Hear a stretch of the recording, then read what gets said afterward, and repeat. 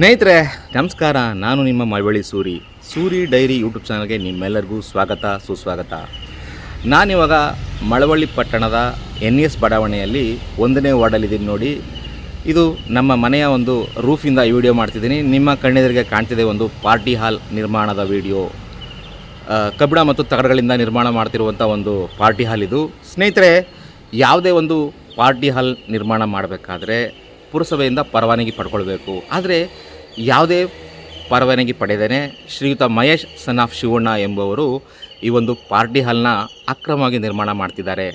ಈ ಒಂದು ವಿಚಾರವಾಗಿ ಮಳವಳ್ಳಿ ಪಟ್ಟಣದ ಪುರಸಭೆಯ ಮುಖ್ಯಾಧಿಕಾರಿ ಅವರಿಗೆ ದಿನಾಂಕ 3/3/2025 ನಾನು ಸಾಕ್ಷಿ ಸಮೇತ ಈ ಒಂದು ನಿರ್ಮಾಣ ಹಂತದ ಫೋಟೋನ ತೆಗೆದು ಅದನ್ನು ಒಂದು ಅರ್ಜಿ ತಲುಪಿಸಿದ್ದೆ. ಆದರೆ ಪುರಸಭೆ ಮುಖ್ಯಾಧಿಕಾರಿಯವರು ಈ ಕಡೆ ತಲೆ ಹಾಕಿ ಕೂಡ ಮಲಗಿಲ್ಲ. ಅವರು ಇದನ್ನು ಬಂದು ಪರಿಶೀಲನೆಯೂ ಕೂಡ ಮಾಡಿಲ್ಲ. ಅದರಿಂದ ಇರುವಂಥ ಗುಟ್ಟೇನು ಅಂತ ನಿಮ್ಮೆಲ್ಲರಿಗೂ ನಾನು ಬಿಡಿಸಿ ಹೇಳಬೇಕಾಗಿಲ್ಲ ಸ್ನೇಹಿತರೆ. ಯಾಕೆಂದರೆ ಈ ದೇಶದಲ್ಲಿ ಭ್ರಷ್ಟಾಚಾರ ಅನ್ನೋದು ಬೇರು ಮಟ್ಟದಲ್ಲಿ ಬೇರೂರಿದೆ. ಆ ಕಾರಣಕ್ಕೋಸ್ಕರ ಇದನ್ನು ಬಂದು ಪ್ರಶ್ನೆ ಮಾಡಿಲ್ಲ. ಮತ್ತು ನಿಮಗೆ ಇನ್ನೂ ಒಂದು ವಿಚಾರ ಹೇಳ್ತೀನಿ. ಜನವಸತಿ ಇರುವಂಥ ಯಾವುದೇ ಜಾಗದಲ್ಲಿ ಯಾವುದೇ ಪಾರ್ಟಿಯಲ್ಲಿ ಆಗಲಿ ಸಮುದಾಯ ಭವನ ಆಗಲಿ ನಿರ್ಮಾಣ ಮಾಡುವಂತಿಲ್ಲ. ಇದು ಒಂದು ಕಾನೂನಿದೆ. ಆ ಎಲ್ಲ ಕಾನೂನುಗಳನ್ನ ಗಾಳಿಗೆ ತೂರಿ ಇವರು ನಿರ್ಮಾಣ ಮಾಡ್ತಿದ್ದಾರೆ. ಪುರಸಭೆ ಮುಖ್ಯಾಧಿಕಾರಿಯವರಿಗೆ ಪತ್ರ ಬರೆದು ಅಷ್ಟಕ್ಕೆ ಸುಮ್ಮನಾಗಲಿಲ್ಲ ನಾನು. ಅದನ್ನು ಕಾನೂನು ಸೇವಾ ಆಯೋಗದ ಗಮನಕ್ಕೂ ಕೂಡ ತಂದಿದ್ದೀನಿ. ಯಾಕೆಂದರೆ ನಮ್ಮ ದೇಶದಲ್ಲಿ ನ್ಯಾಯಾಲಯಗಳಲ್ಲಿ ಸಾಕಷ್ಟು ಪ್ರಕರಣಗಳು ಕಿಕ್ಕಿರಿದಿರೋ ಕಾರಣಕ್ಕೋಸ್ಕರ ಸ್ವಲ್ಪ ತಡವಾಗಿ ಅದನ್ನು ಅವರು ಕೂಡ ಇನ್ವೆಸ್ಟಿಗೇಷನ್ ಮಾಡ್ತಾರೆ. ಈಗ ನಂತರ ಮುಂದುವರೆದು ನಾನು ಇದನ್ನು ಲೋಕಾಯುಕ್ತರ ಗಮನಕ್ಕೂ ತರ್ತಾ ಇದ್ದೀನಿ. ಪುರಸಭೆ ಮುಖ್ಯಾಧಿಕಾರಿ ಅವ್ರ ಮೇಲೆ ದೂರು ಕೊಡ್ತಾ ಇದ್ದೀನಿ. ಸ್ನೇಹಿತರೆ, ಮಳವಳ್ಳಿ ಪಟ್ಟಣದಲ್ಲಿ ಯಾವುದೇ ಒಂದು ಕಟ್ಟಡ ನಿರ್ಮಾಣ ಮಾಡಬೇಕಾದ್ರೆ ಯಾರು ಪರವಾನಗಿ ತಗೊಳ್ದೇನೆ ತಮಗಿಷ್ಟ ಬಂದಂಗೆ ಬೇಕಾಬಿಟ್ಟು ಕಟ್ಟಡ ಕಟ್ಟೋದು ನಿಮ್ಮೆಲ್ಲರಿಗೂ ಗೊತ್ತೇ ಇದೆ.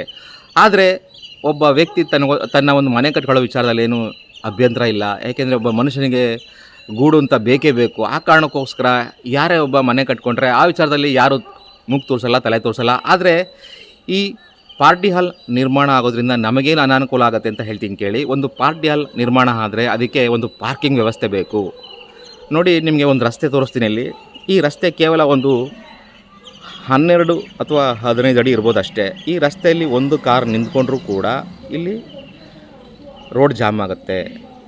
ಮತ್ತು ಪಾರ್ಟಿ ಹಾಲ್ ನಿರ್ಮಾಣ ಮಾಡಬೇಕಾಗಿರೋರು ಪಾರ್ಕಿಂಗ್ ವ್ಯವಸ್ಥೆ ಮಾಡಬೇಕು. ಅದರಲ್ಲೊಂದು ಪಾಳ ಕಟ್ಟಡ ಇದೆಯಲ್ಲ, ಅಲ್ಲಿ ಒಂದಷ್ಟು ಜಾಗ ಕ್ಲೀನ್ ಮಾಡಿಸ್ಕೊಂಡು ಅಲ್ಲಿ ಪಾರ್ಕಿಂಗ್ ಮಾಡಿಸ್ತಾನೆ ಅಂತಾನೆ. ಒಂದು ಪಾರ್ಟಿ ಹಾಲ್ ನಿರ್ಮಾಣ ಆದರೆ ಸರಿಸುಮಾರು ಒಂದು 100 ಜನ ಬಂದರೂ ಕೂಡ ಒಂದು 50 ಸ್ಕೂಟ್ರು ಅಥವಾ ಒಂದು 10 ಕಾರ್ ಬಂದರೆ ಎಲ್ಲಿಂದ ಜಾಗ ಕೊಡ್ತಾರೆ? ಆ ಯಾವುದೇ ಒಂದು ಆಲೋಚನೆಯಿಂದಲೇ ಕೇವಲ ತನ್ನ ಸ್ವಾರ್ಥಕ್ಕೋಸ್ಕರ ಹಣ ಸಂಪಾದನೆ ಮಾಡಬೇಕು ಅನ್ನೋ ಒಂದು ದುರಾಸೆಯಿಂದ ಈ ಒಂದು ಪಾರ್ಟಿ ಹಾಲ್ ನಿರ್ಮಾಣ ಮಾಡ್ತಿದ್ದಾರೆ ಮಿಸ್ಟರ್ ಮಹೇಶ್ ಅವರು.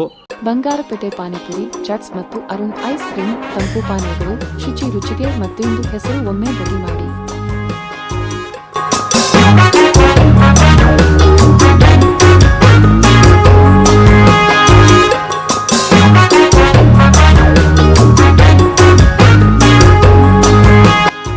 ಬಂಗಾರಪೇಟೆ ಪಾನಿಪುರಿ, ಚಾಟ್ಸ್ ಮತ್ತು ಅರುಣ್ ಐಸ್ ಕ್ರೀಮ್ ತಂಪು ಪಾನೀಯಗಳು ಶುಚಿ ರುಚಿಗೆ ಮತ್ತೊಂದು ಹೆಸರು ಒಮ್ಮೆ ಬದಿ ಮಾಡಿ. ಇದೇ ರೀತಿ ಒಂದು ಪಾರ್ಟಿ ಹಾಲ್ನ ನಿರ್ಮಾಣ ಮಾಡಲಿಕ್ಕೆ ಇದೇ ನಮ್ಮ ಮನೆ ಬಳಿ ಇರುವಂಥ ನಟರಾಜನ್ ಅವರು ಒಂದು ಸಜ್ಜದ ಮೇಲೆ ನೋಡಿ ಕಟ್ಟಡ ಕಟ್ಸೋಕ್ಕೆ ಪ್ರಯತ್ನ ಪಟ್ಟರು. ಇದನ್ನು ನಾನು ನಮ್ಮ ಪರ್ವವಾಹಿನಿಯಲ್ಲಿ ನ್ಯೂಸ್ ಮಾಡಿಸ್ದೆ.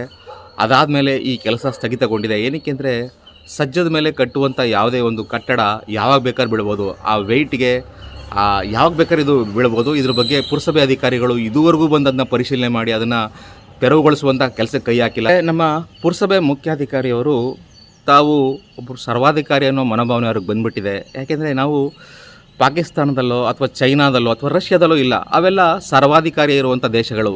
ಆದರೆ ನಮ್ಮದು ಪ್ರಜಾಪ್ರಭುತ್ವ ಇರುವ ದೇಶ. ಇಲ್ಲಿ ಪ್ರಜೆಗಳೇ ಪ್ರಭುಗಳು. ದಿನಾಂಕ 21/3/2025 ಮಳವಳ್ಳಿ ಪಟ್ಟಣ ಪುರಸಭೆಯಲ್ಲಿ ಒಂದು ಸಾಮಾನ್ಯ ಸಭೆ ಇತ್ತು. ಆ ಸಾಮಾನ್ಯ ಸಭೆಗೆ ನನಗೆ ಒಬ್ಬ ಪುರಸಭೆ ಕೌನ್ಸಿಲರಿಂದ ಆಹ್ವಾನ ಇತ್ತು. ಆ ಕಾರಣಕ್ಕೋಸ್ಕರ ನಾನು ಅಲ್ಲಿಗೆ ಹೋಗಿದ್ದೆ. ಅಲ್ಲಿ ನನ್ನನ್ನು ಯಾಕೆ ಬಂದಿದ್ದೀರಿ ಅಂತ ಮುಖ್ಯಾಧಿಕಾರಿಯಾದಂಥ ಶ್ರೀಯುತ ನಾಗರತ್ನಮ್ಮ ಅವರು ನನ್ನನ್ನು ತಡೆದ್ರು. ನೀವು ಇಲ್ಲಿ ಬರುವಂತಿಲ್ಲ, ವಿಡಿಯೋ ಮಾಡುವಂತಿಲ್ಲ ಅಂತ ಹೇಳಿದ್ರು. ಸ್ನೇಹಿತರೆ, ಈ ದೇಶದ ನ್ಯಾಯಾಲಯಗಳಲ್ಲಿ ನಡೆಯುವಂಥ ನ್ಯಾಯಾಲಯಗಳ ಕಲಾಪಗಳನ್ನೇ ಚಿತ್ರೀಕರಿಸಿ ಸಾರ್ವಜನಿಕರ ಒಂದು ತಿಳುವಳಿಕೆಗೆ ಕೊಡ್ತಾ ಇದ್ದಾರೆ. ಮತ್ತು ಈ ದೇಶದ ಸಂಸತ್ ಭವನ ಮತ್ತು ನಮ್ಮ ವಿಧಾನಸೌಧಕ್ಕೂ ಕೂಡ ಸಾರ್ವಜನಿಕರಿಗೆ ಪ್ರವೇಶ ಇದೆ. ನಾನು ನಾಗರತ್ನಮ್ಮನವರ ದೃಷ್ಟಿಯಲ್ಲಿ ಪತ್ರಕರ್ತ ಅಲ್ಲದೆ ಇರ್ಬೋದು, ಆದರೆ ಮಳವಳ್ಳಿ ಪಟ್ಟಣದ ಜನತೆಯ ದೃಷ್ಟಿಯಲ್ಲಿ ನಾನು ಪತ್ರಕರ್ತ ಆಗಿದ್ದೀನಿ. ನಾನು ಪತ್ರಕರ್ತ ಅಂತ ಹೇಳ್ಕೊಳ್ಳಿಕ್ಕೆ ನನ್ನ ಬಳಿ ನಮ್ಮ ಪರ್ವ ವಾಹಿನಿಯಲ್ಲಿ ಕೊಟ್ಟಿರುವಂಥ ಪ್ರಮಾಣ ಪತ್ರ ಇದೆ ಮತ್ತು ಒಂದು ಐಡೆಂಟಿ ಕಾರ್ಡು ಕೂಡ ಇದೆ. ಮತ್ತು ಈ ದೇಶದಲ್ಲಿ ಒಬ್ಬ ಪತ್ರಕರ್ತ ಅಥವಾ ಹೌದು ಅಥವಾ ಅಲ್ಲ ಅಂತ ನಿರ್ಧಾರ ಆಡೋ ಅಧಿಕಾರ ಸರ್ಕಾರಕ್ಕಿಲ್ಲ. ಯಾಕೆಂದರೆ ಅದು ಸಂಪೂರ್ಣ ಒಂದು ಖಾಸಗಿ ಸ್ವಾಮ್ಯದಲ್ಲಿ ನಡೆಯುವಂಥದ್ದೇ ಪತ್ರಿಕೋದ್ಯಮ.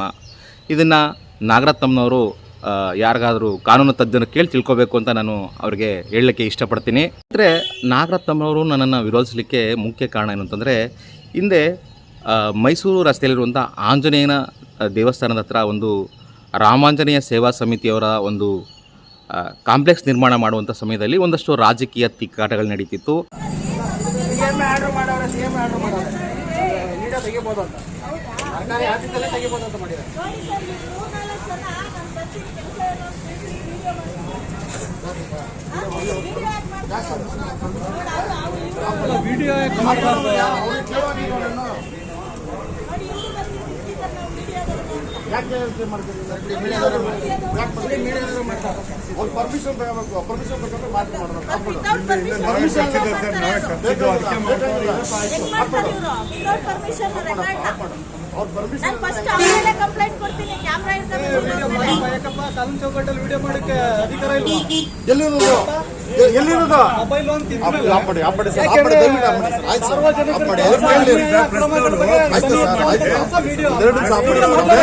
ಸರ್, ಮೀಡಿಯಾದವರು ನೀವು ಆಕ್ಷೇಪಣೆ ಮಾಡಕ್ಕೆ ಅಧಿಕಾರ ಇಲ್ಲ ಸರ್ ನಿಮ್ಗೆ. ಸರ್, ನಾನು ಮೀಡಿಯಾದವರು ನೀವು ಆಕ್ಷೇಪಣೆ ಮಾಡಕ್ಕೆ ಅಧಿಕಾರ ಇಲ್ಲ. ರೇಟಿಂಗ್ಸ್ ಎಲ್ಲ ಕೊಡಿ, ಬೇಕಾದ್ರೆ ಹೋಗ್ತೀನಿ ನಾನು. ರೇಟಿಂಗ್ಸ್ ಎಲ್ಲ ಕೊಡಿ. ಇದು ಮೇಡಮ್, ನಾನು ಪುರಸಭೆಗೂ ಲೆಟರ್ ಕೊಟ್ಟಿದ್ದೆ, ತಹಸೀಲ್ದಾರ್ ತಾಲೂಕು ಆಫೀಸ್ ಕೊಟ್ಟಿದ್ದೆ ಮೇಡಮ್. ನಾವು ಲೆಟರ್ ಬರ್ದಿದ್ದೀವಿ, 10 ಬಸ್ ಫಿಕ್ಸ್ ಮಾಡಿಕೊಡಿ, ಕಾಂಪೌಂಡ್ ಹಾಕ್ತೀವಿ ಅಂತ ಹೇಳಿ. ಇದು ಸರ್ಕಾರಿ ಜಾಗ ಆಗಿರೋದ್ರಿಂದ ಇದು ಹಿಂದೆಯಿಂದನೂ ಹಾಕೊಂಡು ಬಂದಿದ್ದಾರೆ. ಮಾಡ್ತಾ ಇದೀಯಾ? ಅವ್ನು ಕಾಣಿಸ್ಬೇಕು.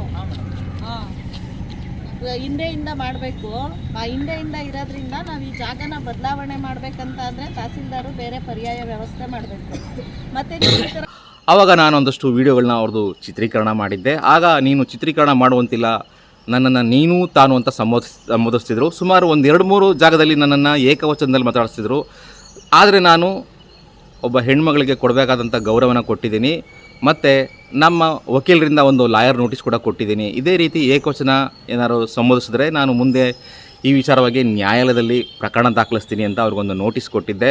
ಅದಾದ ನಂತರ ಅವ್ರನ್ನ ನಾನು ದರ್ಶನ ಮಾಡಲಿಕ್ಕೆ ಹೋಗಿರಲಿಲ್ಲ. ಆದರೆ ಅನಿವಾರ್ಯ ಕಾರಣಗಳಿಂದ 21/3/2025 ಮಳವಳ್ಳಿ ಪಟ್ಟಣ ಪುರಸಭೆಯ ಸಾಮಾನ್ಯ ಸಭೆಯಲ್ಲಿ ಅವರನ್ನು ಹೋಗಿ ನಾನು ನೋಡುವಂಥ ಒಂದು ಸಂದರ್ಭ ಒದಗಿ ಬಂತು.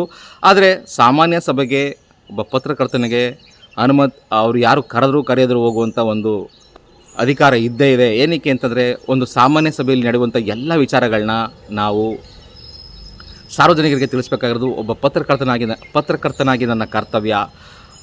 ಅದನ್ನು ಮೇಡಮ್ ಅವರು ಅಡ್ಡಿಪಡಿಸೋ ಅನ್ನೋ ಕಾರಣಕ್ಕೋಸ್ಕರ ನಾನು ಅಲ್ಲಿಂದ ವಾಪಸ್ ಬರಲಿಲ್ಲ. ಅವತ್ತು ನನ್ನ ಆರೋಗ್ಯ ಸರಿ ಇರಲಿಲ್ಲ. ಸುಮಾರು ಅವರು ಅಡ್ಡಿಪಡಿಸಿದ ಮೇಲೂ ಕೂಡ ಒಂದು ಅರ್ಧ ಗಂಟೆ ಕೂತಿದ್ದು. ಆಮೇಲೆ ನನಗೆ ಒಂದು ಕಿಡ್ನಿ ಸ್ಟೋನ್ ಆಗಿದೆ. ಆ ಸ್ಟೋನ್ ಆಗಿರೋ ವಿಚಾರಕ್ಕೆ ನಾನು ಸ್ವಲ್ಪ ನೋವು ಕಾಣಿಸ್ಕೊಳ್ತು. ಅದಕ್ಕೆ ನಾನು ಮನೆಗೆ ವಾಪಸ್ ಬಂದೆ ಅಷ್ಟೇ ಹೊರತು ನನ್ನ ಕರ್ತವ್ಯನ ನಾನು ಯಾವುದೇ ಕಾರಣಕ್ಕೂ ಅರ್ಧಕ್ಕೆ ಬಿಟ್ಟು ಬರೋ ವ್ಯಕ್ತಿನೇ ಇಲ್ಲ. ನೋಡಿ, ಮಳವಳ್ಳಿ ಪಟ್ಟಣದ 1ನೇ ವಾರ್ಡಿನಲ್ಲಿ ಬ್ರಾಹ್ಮಣರ ಸಮುದಾಯದವರು ವಾಸ ಮಾಡುವಂಥ ಜಾಗದಲ್ಲಿ ಮಳವಳ್ಳಿ ಪಟ್ಟಣದ ಮಾರ್ವಾಡಿ ಸಮುದಾಯದವರು ಒಂದು ಚೌಲ್ಟ್ರಿನ ನಿರ್ಮಾಣ ಮಾಡ್ತಿದ್ರು, ಇದೇ ರೀತಿ ಅನಧಿಕೃತವಾಗಿ. ಆ ಒಂದು ವಿಚಾರವಾಗಿ ನಾನು ನ್ಯಾಯಾಲಯಕ್ಕೆ ಹೋಗಿ ಒಂದು ಹೋರಾಟನ ಶುರು ಮಾಡಿದ್ದೀನಿ. ಒಂದು ಸಾರ್ವಜನಿಕ ಹಿತಾಸಕ್ತಿಯ ರಿಟ್ ಅರ್ಜಿ ಕೂಡ ಸಲ್ಲಿಸಿದ್ದೀನಿ. ಆಲ್ಮೋಸ್ಟ್ ಮಾರ್ವಾಡಿ ಸಮುದಾಯದವರು ಆ ಕಟ್ಟಡವನ್ನು ಎಲ್ಲ ಕಟ್ಟಿದರೂ ಕೂಡ ಅದನ್ನು ಅವರು ಚೌಲ್ಟ್ರಿ ಅಂತ ಘೋಷಣೆ ಮಾಡ್ಕೊಳ್ಳೋಕ್ಕೂ ಆಗ್ತಿಲ್ಲ. ಅಲ್ಲಿ ಯಾವುದೇ ರೀತಿಯ ಚಟುವಟಿಕೆನೂ ನಡೀತಿಲ್ಲ. ಕೋಟ್ಯಾಂತರ ರೂಪಾಯಿ ಬಂಡವಾಳ ಹಾಕಿ ಅದು ಇವಾಗ ವೇಸ್ಟ್ ಆಗಿ ಬಿದ್ದಿದೆ. ಮಹೇಶ್ ಸನ್ ಆಫ್ ಶಿವಣ್ಣವರೇ, ನಾನು ನಿಮಗೆ ಒಂದು ಕಿವಿ ಮಾತು ಹೇಳ್ತೀನಿ. ನೀವು ಈ ದೇಶದ ಕಾನೂನು ಪ್ರಕಾರ ಏನು ಬೇಕಾದರೂ ಮಾಡಿ, ಆದರೆ ಅಕ್ರಮವಾಗಿ, ಅದರಲ್ಲೂ ನಾವು ಎದುರುಗಡೆ ಮನೇಲಿ ವಾಸ ಮಾಡ್ತಿರೋದ್ರಿಂದ ನಮಗೆ ತೊಂದರೆ ಆಗುವಂಥದ್ದೆಲ್ಲ ಬಂದರೆ ಕಾನೂನು ಪ್ರಕಾರ ಅದನ್ನು ಪ್ರತಿಭಟಿಸಲೇಬೇಕು. ಅದು ನಮ್ಮ ಹಕ್ಕು ಕೂಡ ಹೌದು. ಈ ದೇಶದ ಸಂವಿಧಾನ ಅಂಥ ಹಕ್ಕನ್ನು ಪ್ರತಿಯೊಬ್ಬ ಪ್ರಜೆಗೂ ಕೊಟ್ಟಿರ್ತದೆ ಅನ್ನೋದನ್ನ ನಿಮಗೆ ನೆನಪಿಸ್ತೀನಿ.